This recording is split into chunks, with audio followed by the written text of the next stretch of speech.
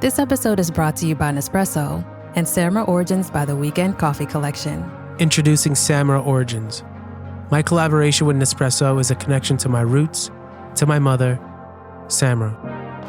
Coffee that hits the right notes. It transports you.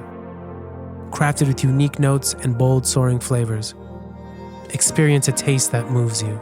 Nespresso and Samra Origins. Discover more at Nespresso.com. This episode is sponsored by Friskies, who would like to tell your cats hi. Now, if that didn't get your cat's attention, there's one thing that always does the trick. Just pour some Friskies crunchy food in the bowl and you'll hear those paws come running. Works every time. With so many Friskies choices, you can always bring your cats running from their secret napping spots. There's always more to explore. See for yourself at friskies.com or visit your local store. Imagine being hated for something you never did by people who swear they saw you do it. Well, I was in a public restroom. I was in a stall, and I overheard two women, just trashing me, talking about an article I had written and how wrong it was and how ridiculous it was. And I just had all my high school flashbacks, and then I realized they were talking about someone else. That's author Naomi Klein in an interview with Channel 4 News in the UK about what happened when she got confused with another author named Naomi, who, in her words, same age, same career, same dark hair, but also very different. So I came out and I looked at one of them reflected in the mirror, and I said, I think you're talking about Naomi Wolf, who is another Naomi writer, and I've been confused with her and conflated with her for much of my life. So there's the coincidence of the name, but there are lots of other coincidences as well. Yeah. This wasn't just limited to public restrooms. Thousands of people started yelling at Naomi Klein online. Well, yelling. Furious at her for things that she never said, because they'd mixed her up with the other Naomi. She'd log on and find wave after wave of strangers really, really angry about statements that she never made or ideas that she really didn't espouse at all. You can also create your own doppelganger. I mean, what interested me about the figure of the doppelganger is that I think the more we interact with the world online, the more we're represented to the world through a doppelganger, our digital avatar. The algorithm reinforces what you think you are. Naomi Klein wrote a book about this called Doppelganger. It's in paperback now. The paperback came out last year. It's about two women with the same name and how that shared coincidence spiraled into all kinds of shenanigans. You know, in a world where confusion about a name can be serious, really serious.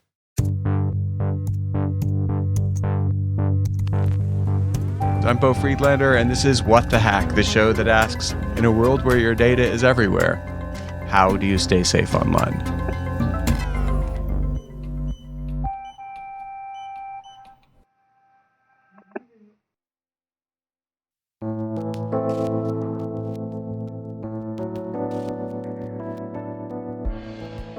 Naomi Klein's story is unusual, but not unique. She wrote about being confused for someone else online, another Naomi, another famous Naomi, Naomi Wolf, and how that mistake snowballed into something that could have been pretty dangerous. So today on the show, we're going to look at what happens when your identity gets tangled up with somebody else's identity, and also just sort of what it means to be visible and what it means to have your name when other people may have your name. And we're starting here with a man named Dan Sturman. I'm so happy to be here. Dan Sturman is a Los Angeles-based director, writer, and producer of, and listen now, Emmy, Peabody, and Academy Award-winning documentary films. Dan, welcome to the pod.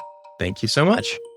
Dan's story starts in 2007. Okay, so I have a good friend in Los Angeles named Tucker Carney, who is just the sweetest, most thoughtful guy in the universe. And he, back in 2007, because he's the kind of guy who was on the wait list to get the trial for COVID medication when it had happened. He's always like sort of noodling around and looking for the angle. And he had heard back in 2007 about Gmail and signed himself up for Gmail. And because he's such a sweet guy, he signed my entire family up for Gmail, including my 5 and 6-year-old daughters, so that each of them had their name at gmail.com. He's like, this is going to be a big thing.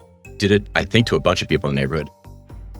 I actually, a week ago today, was at his memorial service. It was heartbreaking, but there were literally 300 people there, all of whom, he touched in different ways because he is that kind of guy.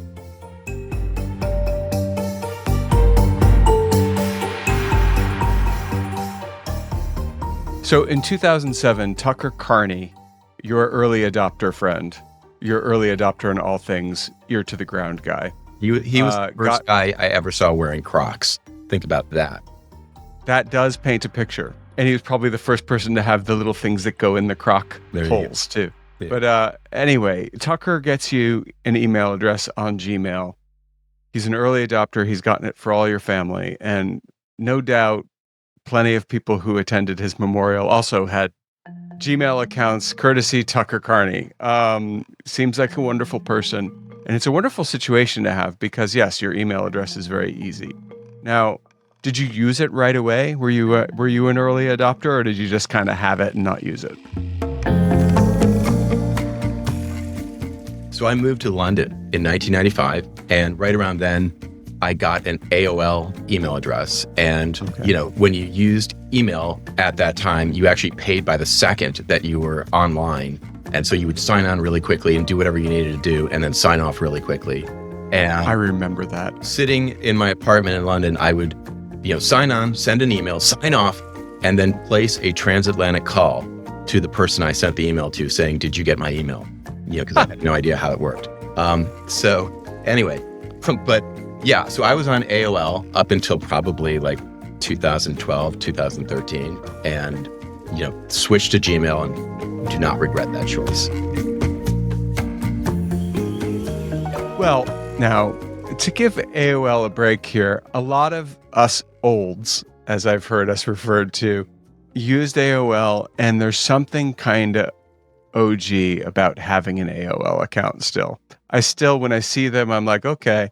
So there's some street cred, I think, for having one of these old school email addresses. But here's the thing. If you want to get your exact name at gmail.com in 2012, it's a lot harder to do than it was in 2007. 2008, there weren't that many people using Gmail. It was possible that I got my name, don't abuse that, but yes. Yeah, there's a huge prestige, that I experience every day when I send an email. Because you got the handle you wanted at gmail.com.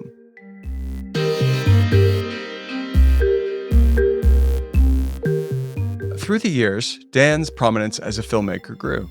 His documentaries won awards, even an Academy Award. Critics wrote about his work. His name was out there, big time.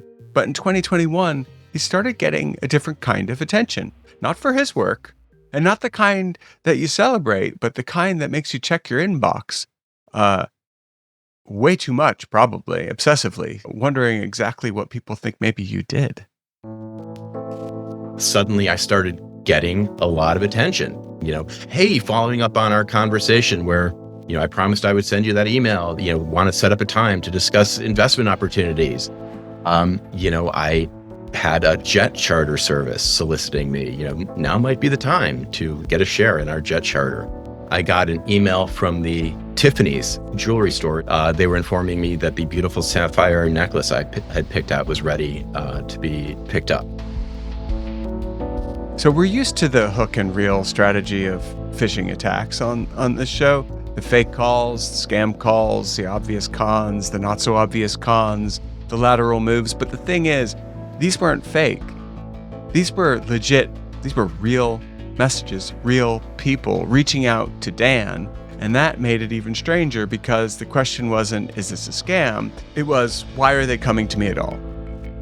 I kept my wife abreast of all these different, sort of random, pitches I kept getting. And she saw that and she's just like, this is like an episode of I Love Lucy, where I would see this email on your desktop and I would either think you're having an affair, or I'm waiting for that necklace to be presented to me. And when it didn't show up, my suspicions would be flamed and, the flame, whatever. They would flare into a huge conflagration and the whole, yeah.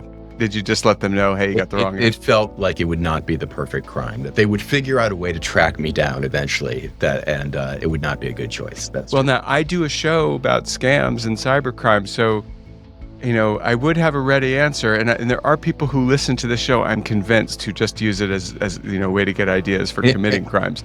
But, because it could get lost, Dan. It is insured. Yeah. It could have just gone walkabout. Oh, well. So no ruby. Was it a bracelet or a necklace? What was it? It was a bracelet, necklace. right? And I think it was a necklace. Blue. I think that's a sapphire, right? Oh, it was a sapphire. Yeah. Okay, well, that's pretty weird. Tempting as it was to just ignore it all, Dan kept fielding the messages as best he could until he couldn't anymore. I got a phone call, and it was from my sister. And I answered the phone, and rather than it being my sister, there was like a momentary pause, and then a male voice came on, and it was threatening. And I actually wrote down the quote. Among the things this person said is, "You need to make things right. We're now going to take it out on people's families." That was the direct quote. And then I also started getting really threatening text messages, including one in which it said, in case you have not been made aware already, you need to reach out very soon. If Jesus can give his life as a ransom, then there is no excuse. Kind of creepy, kind of weird. Very creepy. And these are two separate instances? Oh, yeah. Same. Yeah. And by the way, so then I called my sister and I was like, have you had any, what's going on with this? And she said she had gotten calls that she thought were from me and with the exact same message, so, which, now that I'm hip, with what the technology is, I guess it's called spoofing, where you can basically somehow make it so that it appears the phone call is coming from someone when it really isn't coming from them. By now, Dan had figured out this wasn't just random noise. It wasn't about Tiffany's. It wasn't about jet charters, and it wasn't about him. It wasn't about him at all. It was bigger than that. And somehow he'd gotten caught in the middle of something really weird. He was being targeted by a ransom attack. He was being targeted by hackers, real hackers. After the break, who the attack was targeting and why the hackers got it so wrong.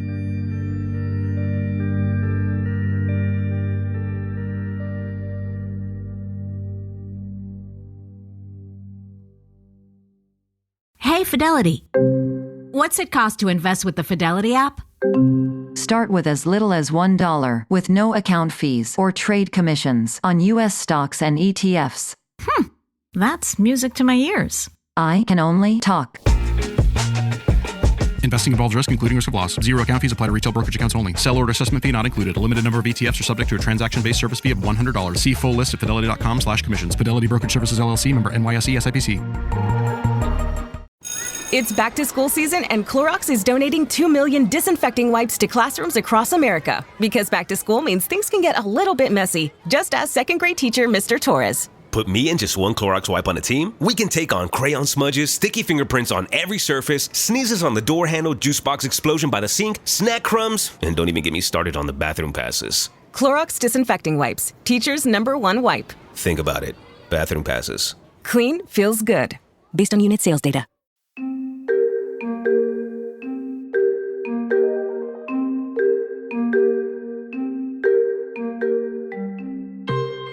When the threats started piling up, Dan Sturman found himself unwittingly in the middle, getting messages that grew darker, more urgent, more menacing. But the people on the other end of the line weren't after him. They were after another Dan Sturman. So what exactly happened here? How does a filmmaker end up in the crosshairs of a ransomware attack meant for someone else? To find out, we called in an expert and one of my colleagues, Ruben Moritz. He's the head of security at DeleteMe. Ruben, I have a question for you. I think you can answer it. Okay. So I told Ruben Dan's story, how a filmmaker kept getting random emails, or not so random emails, with investment pitches, even threats, really serious threats. And so he had a take. My best friend shares the same name of another person in another state. They're both doctors that have the same name. So they're both Dr. this person. Yeah. And if you look them up, like my best friend gets emails and he's kind of, I wouldn't say he's famous, but he's on TV and he does interviews and et cetera. He's got like kind of a high exposure job for what he does. But the other individual does too. He's just not on TV as much, but for what he does as a doctor is pretty well known as well. So there's a lot of crossover when you Google them. And my best friend gets a lot of messages and emails, targeted marketing teams and sales people that contact him directly and find his phone number to market to him what they think that they're marketing to this other doctor. Dan, I need to ask you, did you ever notice another Dan Sturman out there? So I mean, basically anytime I've ever released a film at a festival, or a theatrical release where I expect I'll be getting reviews because I'm insecure. And as I mentioned earlier, I feel, sort of affirmed by my prestige email address. Yes. But, I would set a Google alert for the name of the film. And I absolutely also have a Google alert just for my name. So whenever people are writing about a project I'm involved in, I can see what they're saying. When alerts came in, 99.98% of the time, they were about me. And there was a 0.02% of the time where I would get an alert about one other Dan Sturman, who I wasn't paying a lot of attention to, but I did note that he was involved in the internet in some way. I was super close attention, but the moment when the equation flipped was when he started working for a company called Roblox. Maybe not too surprising to some. I mean, certainly if you're a parent or you have a kid in your life, you have heard of Roblox. Enormous growth for that platform. You saw the daily active users jump 85% to 33 million. If you are a video game investor, you're thinking all that growth, all that momentum in 2020. For your listeners who are under 30 years old, they probably have heard of it, and everybody over 30 has never heard of it. But it is a gaming platform of some kind that had its IPO in 2021 and is now worth like close to $100 billion. Does that make him the real Dan Sturman? He's certainly the wealthier Dan Sturman at this point. Here's where the stories line up. Just like Ruben's friend, two doctors with the same name constantly getting each other's email, Dan wasn't being targeted for who he was. He was being targeted for who someone thought he was. Back in 2007, thanks to his friend Tucker, he got a premium Gmail address. No dots, no numbers, no middle initials. And when an attacker went looking for Dan Sturman, the filmmaker's email looked like the other Dan's, the kind of address you'd expect from a CTO at one of the biggest tech companies in the world who happened to work with Google earlier in his career. And that tiny detail, an email handle from the early days of Gmail, was enough to make our Dan the wrong target. My friend, over spanning many years, since even he's been an ER physician, has public exposure even in his early part of his career. So even before necessarily privacy services were around, there was still management related to, as if any person in a public space, even to the general public, there's, things they Google things and find things and write things that, may not be true. And then you have to sort of manage those, right? So in this particular instance, there was kind of stumbled upon by happenstance that these two individuals have the exact same name. They have the exact same middle initial, and no joke. And they're both doctors. They're just completely different doctors in different areas and in different states. Right? Wow. Yeah. Now, nothing has happened for them, but I have a fair amount of context knowledge to be able to create a persona where I might know enough about one individual to gain access to another one just by saying, just by sort of, oh yeah, the relationship with this other person or the person, because they know each other, loosely, just based off of being their names, and they've crossed paths a couple times. But it's enough to create trust just by knowing their name or what they do. For Dan, it turned out to be a bad hacker. No bad intentions, not like a threat actor. No, just bad. Like he stunk. He was just bad at his job. They got the email wrong. But in the hands of someone more skilled, more nefarious, the same hack could have worked, I suppose. If they could go lateral from there, they could have built an official-looking email using Dan Sturman maybe to fool someone else. But here's where the scammers got it wrong. They did something that happens with data brokers all the time. They had a false positive. But this was a scammer-facing false positive, meaning to say that the scammers didn't know that they had the wrong person. And they should have, because they're scammers, they're hackers. They should know these things, and they didn't. So don't hack me, bros, but you screwed up. Okay, so the real threat isn't just confusion. It's social engineering.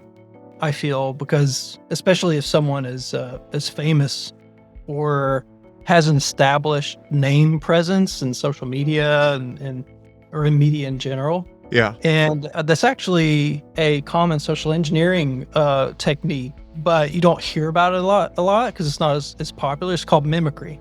Mimicry. So, right? It's like mimic behavior. So mimic behavior utilizes a social engineering attack to impersonate and establish credibility based on another person. And that's to establish trust. And there's, when you have a name that's associative legally, and you have your own online presence and information tied to that name, then these techniques become, if you know what you're doing, become a vector of attack, because you can create trust with other people that person is associated with. Like, you don't have to potentially obfuscate what your name is to influence someone else's behavior, to influence the news for someone else. Like in this particular case, I mean, I'm assuming that they did bad things or nefarious things. And so that creates some confusion. And especially if you're familiar with the name and that person is well known or famous, then you can, by association, think about that person in relation to this bad thing happening, right? So a fabricated scenario, or you could, for instance, for spear phishing. So you could pick the mimicked individual, could be an organization or a person, and craft personal emails that seems like it's coming from a trusted source as part of a spear phishing attack in order to get someone to, click on a link or a fake news profile. And they immediately or passively just absorb the link or the information because the name is familiar, right? But it's not necessarily mimicry at that point, right? Because you know a lot about them already. It's still that instance of established trust among, hey, if I'm impersonating this one person with the same name and I know enough about that person, then that creates a method of attack to like a similar, right? So Dan Sturman, Roblox, even if that's not you, someone trying to impersonate you, going to the Dan Sturman or trying to just attack them or provoke them on social media is a means of attack, right? And if I really, depending on what kind of harm I want to do, it's certainly a vector that I would approach.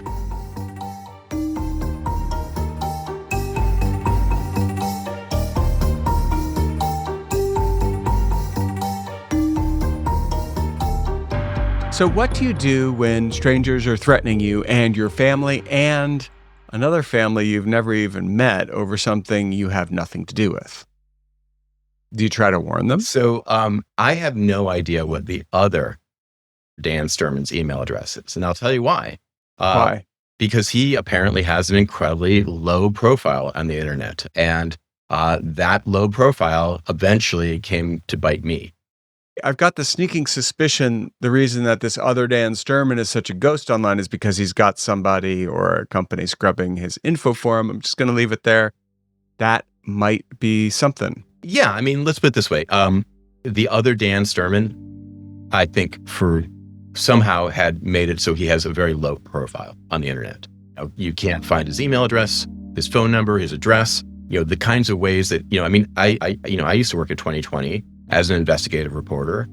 I've dug up some extraordinary bits and pieces of information, including, by the way, in The Stamp Thief, which is showing in theaters soon. And you will, there's incredible reveals in that film. But did you make a film called The Stamp Thief that's about to come out, Dan? So I know what is involved in sort of going through wormholes to try to dig up information on people and the enterprising ways that one can get that information. And, I don't think, Dan Sturman has the other Dan Sturman has made it so that you can't find him. And so that's great. That makes you the Dan Sturman that's getting scammed. Well, I think it very much made me the object of this guy's ire, because he presumed that I was the Dan Sturman of Roblox and started, threatening me. So this guy called, he called your sister, he called you, he said some very strange things. I can't remember how many texts we got, but it was the language in the texts made it clear that he had it in for the entire sort of executive staff of Roblox, and they were going to, suffer Jesus's wrath or whatever the hell this guy was thinking of. As somebody who has not been regularly threatened, I think any kind of antagonism that you get in your direction, somebody giving you the finger on the freeway is enough to It can seem quite insane, but this, I guess so obviously if someone's texting you already, that is a bit insane, but and it's intrusive. It's like, all right, this person's somehow entering my life in a way that I don't know how on earth this person had my phone number. And you don't have any agency to stop it. So you have this person coming at you, and I guess my point was, obviously it seems insane just that they're reaching out to you in the first place, but the nature of what he was saying sounds like it was a little threatening too. Absolutely. Yeah. And threatening. Okay. And did you at any point feel frightened for the Dan Sturman he thought he was talking to? I was frightened for myself. I was frightened for the other Dan Sturman, and I was actually frightened for all of the other executives at Roblox because it seemed like he had it out for everyone. So what do you do when the threats won't stop and they're not for you, they're not meant for you?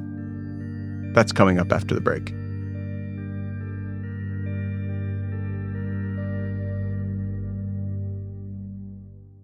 Only Murders in the Building, Season 5. The hit Hulu original is back. The night Lester died, he was talking with this mobster. Was he killed in a hit? We need to go face to face with the mob. Get ready for a season.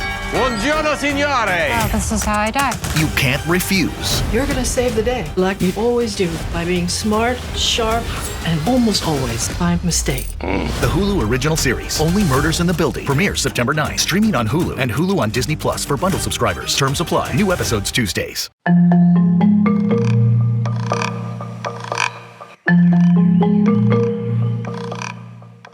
In today's digital world, your identity isn't fully under your control, right? Visibility has its costs. And to gain obscurity after becoming visible also has its costs. And when you're misidentified, the fallout doesn't just hit you. It hits everyone around you, family, friends, even coworkers. But the internet doesn't just blur who you are with. It doesn't just blur who you might be with. It also suggests who you might be with and who you are and all that. And because of that weird cocktail of good and bad information, it can be kind of dangerous. Now, imagine you're suddenly the stand-in target for someone else's enemies, because that's what we're talking about here. You're getting the threats, you're feeling the fear because you are being targeted, but it's not even about you. Okay, so what do? It's about the other guy with your name. How do you warn him? So, if you ever try to reach out to Facebook or Google or whoever, I mean, most of these, large companies, there's not a phone number you can call. And, a little trick, most of these companies will have a press office. And the press office does want to be contacted. And so they will put out press releases, and at the top of the press release will be their phone number. So I dug up a press release on PR Newswire from Roblox, which included a phone number and an email address. And so I emailed and called, and I got a response to my email within an hour. And basically the email I sent was, hey, I share a name with your chief technology officer and I'm getting some pretty scary messages that I'm guessing are meant for him, and he probably ought to know about it. And so within an hour, I got a call back from their head of security, who was really kind and sharp and clearly very good at his job. And, he told me a whole bunch of really worrisome information. And basically what he explained is that, they have sort of 8 executives who have been targeted, have been getting harassed, have been getting threatening calls and texts and that sort of thing.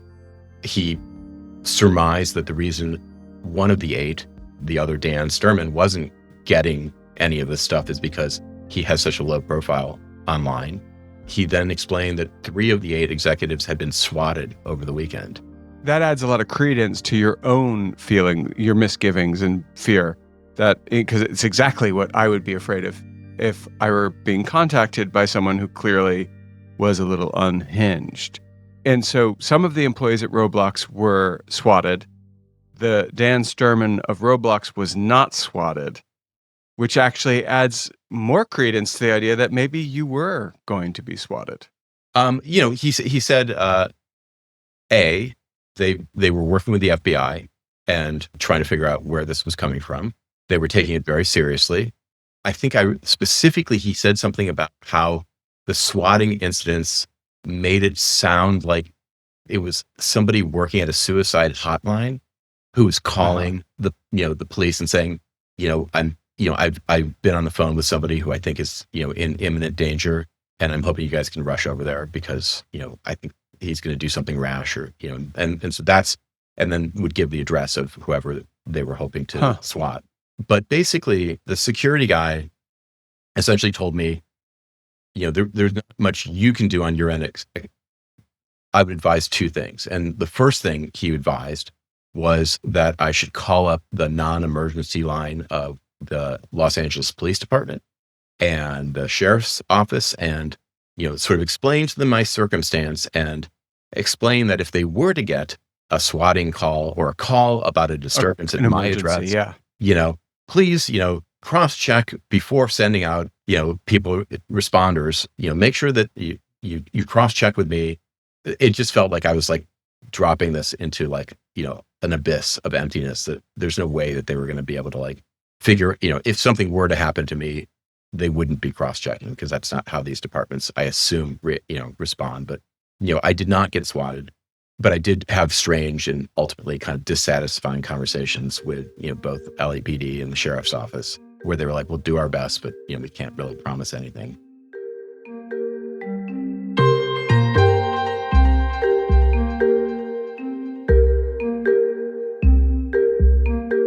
In the end, Dan was lucky. His hacker wasn't very talented. Sorry, hacker.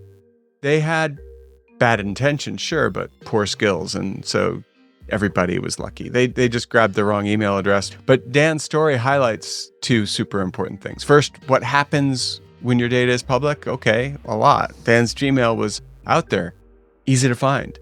The other Dan, the Roblox guy, his email was hidden. And that made the filmmaker the easier target. Second, what happens in the hands of a more skilled attacker? Well, building false trust online doesn't take much if the person hacking you is good at it. An official-looking email, a spoofed phone call, a mimicked name, that's social engineering, as you know, if you listen to this show. So the question is, how do you protect yourself from that? Here's Ruben Moritz again. A healthy dose of paranoia goes a long way, right? And I say this a lot to our own team and to my family. It's the same thing I keep repeating to them. It's a healthy dose of paranoia goes a long way. It means that you don't have to go to extremes and assume that every single call is fake, right? Even if it's from a provider for healthcare, if it's from you're never going to get a call from a bank, although unless you have a personal banker, and then you might, and then it gets a little, it gets a little suspect there. And that paranoia isn't about assuming that every call or email is fake, right? It's just about noticing patterns and the tricks that hackers lean on the most. Being aware of them is a start. The biggest one is urgency. Anything that presents itself as urgent in the digital form is not necessarily that urgent from from your typical standpoint. Like now, if you get alerts, right? One of the things I worry about is people kind of getting smart enough to realize the vectors of attack that actually do have a sense of urgency for like incident response or alerting. Like what? Right? Like someone would obscure a incident alarm from PagerDuty relating to an event that would require an immediate escalation, like the use of a root account or a token credentials on an account that's accessing something from a behavioral analysis that doesn't normally have access to or shouldn't have access to, right? So it would be a security alert where it would link to an alert or an alarm where you would move you would click through these things or click through alerts, right? And those actually create a digital sense of urgency, at least on a security team. So there are methods of attack there that are important to us. A security person that typically does have, privileged access to things that could create problems, right? You have access to administrative credentials from someone on the security team that has administrative rights on what can be enabled or disabled from a logging perspective. Yeah. And you have a tremendous amount of power for what you can do, right? Speaking of administrative credentials, yeah. So I have this theory that Roblox Dan must have used a service like DeleteMe. I tried reaching out to him for an interview and I did not hear anything back. Can you look to see if he's if he's one of ours? Is he one of us? Is he a customer? Sure. Can you just please look up this Dan Sturman from Roblox and give me his phone number? Okay. It's 555. Ruben, stop messing around. Give me the real phone number. 555 nothing murder. That's no, and that is the answer. The answer is 555-5555.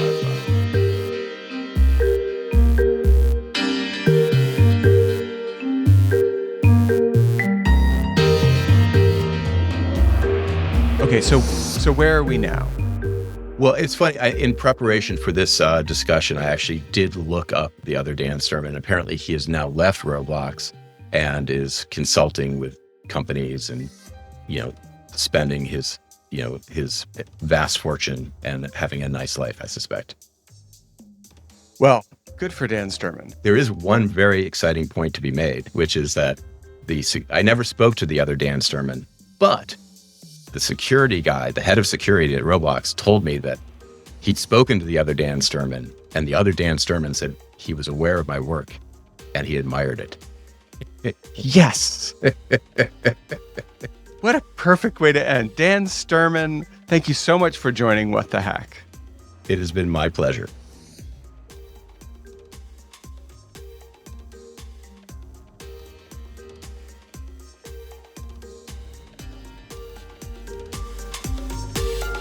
Naomi Klein's book is Doppelganger. Dan Sturman's new film, The Stamp Thief. The other Dan Sturman, the one at Roblox, I'm sure he's having a great day. I could not find him for the life of me. I wasn't able to get in touch with this other Dan Sturman. I tried. No dice. And I knew someone who knew somebody who could get me his contact information. Bupkis. And here I am at DeleteMe with my colleague Ruben Moritz, where if you need some help, reach out. Okay? And if you have a good story, please don't hesitate to reach out to me at wth@joindeleteme.com. I would love to hear from you. Now it's time for the Tinfoil Swan, your paranoid takeaway to keep you safe on and offline. So what's the lesson here? Visibility has its costs. If your information is out there, you can be targeted, right? You can be confused for someone else. You can be the recipient of an attack based on a scammer-facing false positive. So, obscurity also has its costs. Okay, it's true. Because if you want to disappear completely and you lose the ability to control your own story, there's that. And also, to disappear completely requires a ton of work and you might need help. And there are places, including DeleteMe, that can help you do that. The balance comes from paying attention, right? Balance as in like yin and yang balance, like good and evil. Pay attention. Ordinary people can take simple steps. Who's ordinary? Me. You. Monitor your alerts, right? Update any update you get from software that you're using or an app. Update it. Scrub your data when you can and watch closely for phone calls that don't make any sense because they could be spoofed. The bigger picture, that's harder. What does it mean for society if none of us can fully control who we are online? If at any moment your name, your email, or your face could be mistaken for someone else's, well, that's a bigger question for another day. But until that is solved, you are your own, guardian here, and you have to be careful. So that's the world we live in right now. And the only real defense is to stay aware. I know be careful doesn't sound like good advice, but go slow, pause, and remember that the most powerful tool that you have sometimes is just knowing when to hang up or say no or not pick up at all. Okay, stay safe out there, and we'll talk to you next week.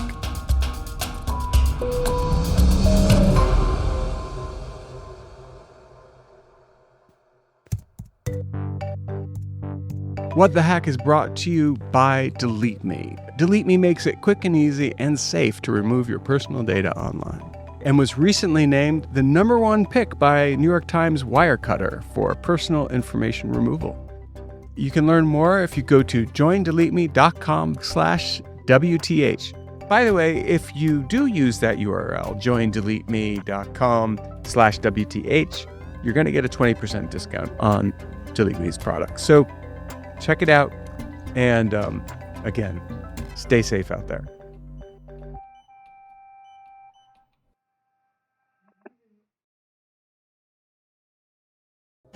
Hi, I'm Rick Ruback. And I'm Royce Yudkoff. Welcome to our chart-topping podcast from the Harvard Business School, Think Big, Buy Small. This series lets you in on a special way to become an entrepreneur, how to buy your own business, be your own boss, and get the financial benefits of your efforts. Entrepreneurship through acquisition involves searching for an existing, enduringly profitable, smaller business and buying it, usually from a retiring founder. Back for a brand new season, our conversations are with guests from all backgrounds and different stages of the entrepreneurship through acquisition journey, from those considering whether this path is right for them, all the way through to those who have sold the businesses they bought as searchers and then ran as CEOs. Thousands of smaller firms are sold every year, and many people have successfully acquired an existing business that is enduringly profitable. So why not you too?